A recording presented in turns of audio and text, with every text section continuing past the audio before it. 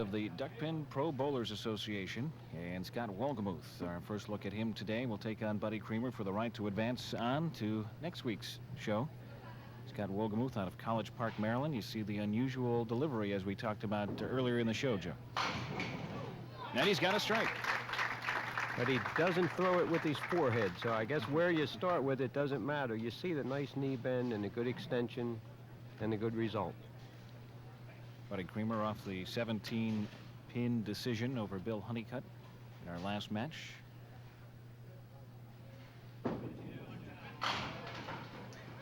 It's amazing what Buddy does with a bowling ball. Now that ball to me looked like it was way to the left when it started out, and he really, as hard as he throws the ball and he gets it out on the lane a little further than most proprietors would like, but it has a nice angle to it, but he moves it back.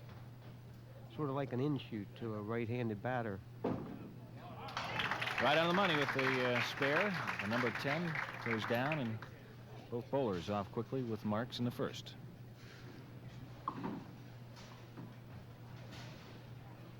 Scott with 2 Pro Tour victories, also a good head-to-head bowler. His last decision, I believe, was in '85 at Town Hall Lanes in Johnston, Rhode Island. Solid 9, leaving the number 6. This could be a pretty exciting match, Mike. We had big scores the last game, 172 to 155. That could have very well both of them been in the 70s or even 80s, as Bill Honeycutt picked a couple spare shots. A little tough luck. And Buddy Creamer starts off very quickly. One of the members of our audience here at Greenway East. President of the Duckpin Bowling Council, and he has a lot to do with our TV show, Mr. Harry Dowd of Fairlanes Incorporated. He is an avid fan of the bowling game, isn't he? Spends a lot of time in those bleachers during the shows, doesn't he?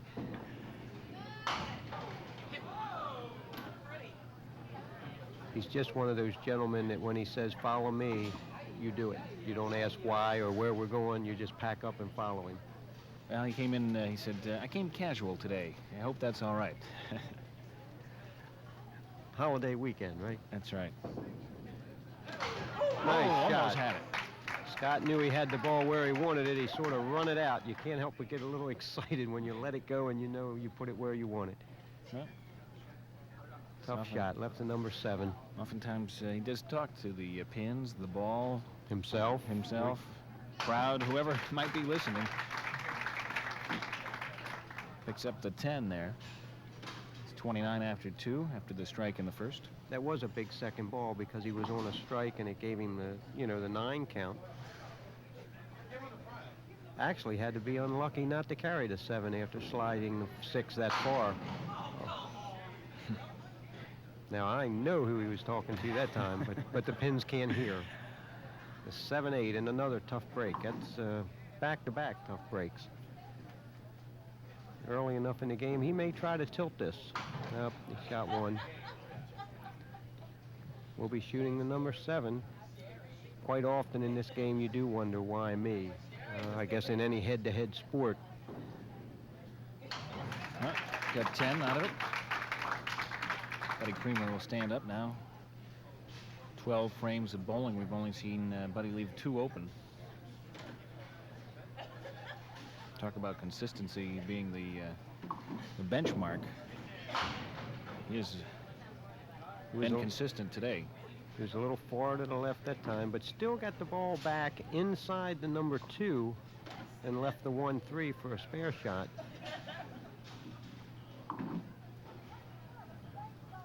You see Buddy with an 8-pin lead shooting for his spare in the 3rd frame. Got another one. Kind of leaned his head to one side that time. He knew he was a little light. An 8-pin lead plus his first ball in the 3rd frame. Talked about his world records before, Joe. He's got the high 12-game set and the high 15-game set. It's a lot of bowling. Yeah, I'll take a pencil here in a minute and tell you what he averaged for those games. The numbers are too high to do in my head. Oh, he's got it. There you'll see why he is a tough man to beat. He has a large pocket, a very live ball. There you see the pin comes off the right-hand rubber, takes out the 5-7 for a strike. So he's spare, spare, spare, strike, and Scott Wolgamouth will be bowling the 4th frame. Down 18 pins. Got that ball a little away from his body, and you see not the pin action that we've been seeing, and that was simply because the ball rolled a little dead. See Buddy Kramer starting with the 4 marks in the first 4 frames, and Scott Wolgamouth wants to answer back before he falls too far behind. See, he places the ball on the forehead and picks up the spare very nicely.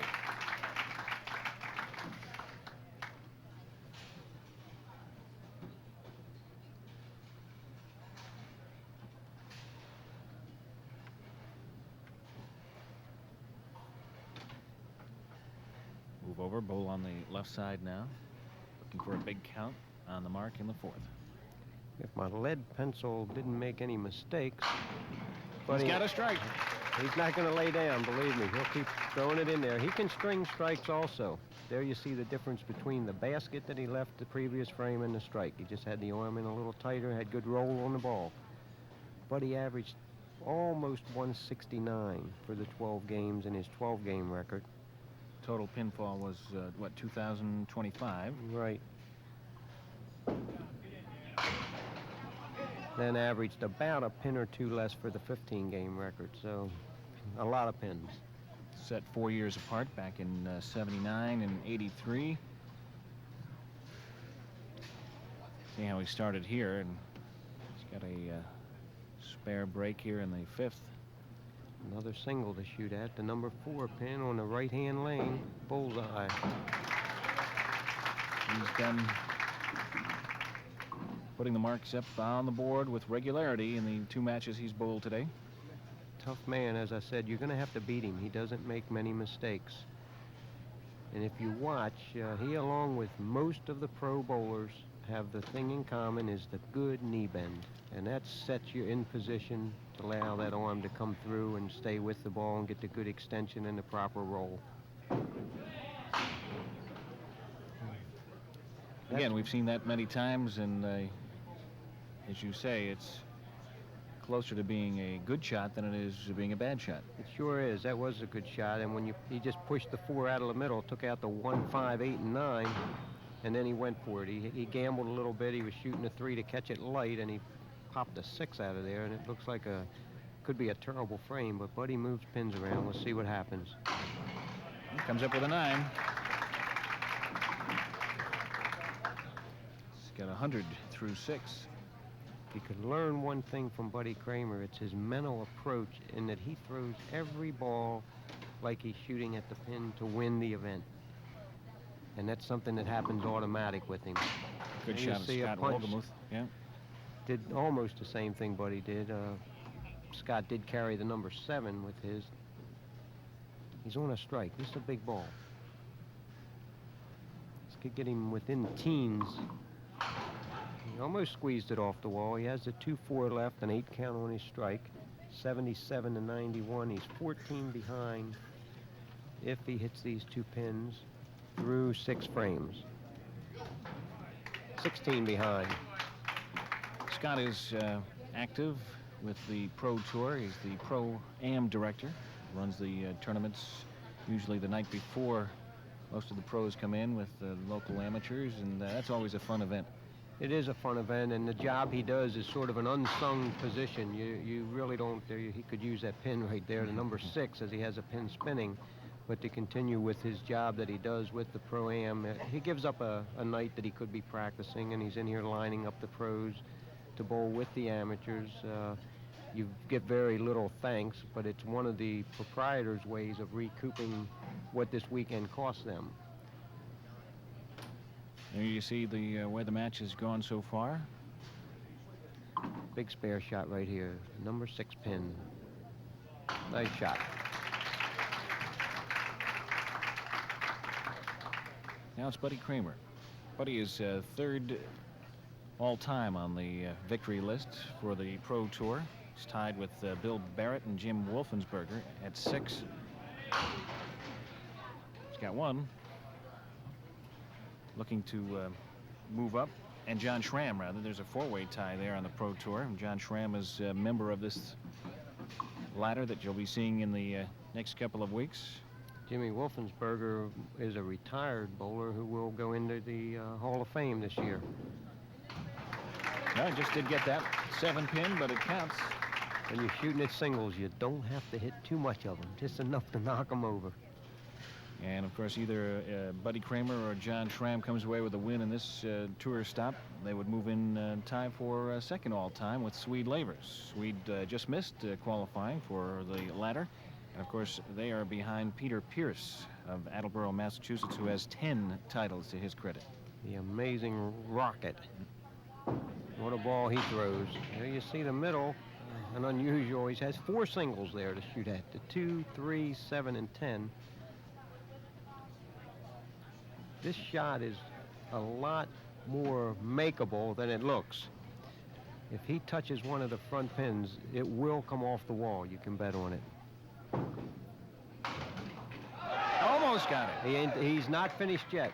If that pin falls off it's rolling the wrong way.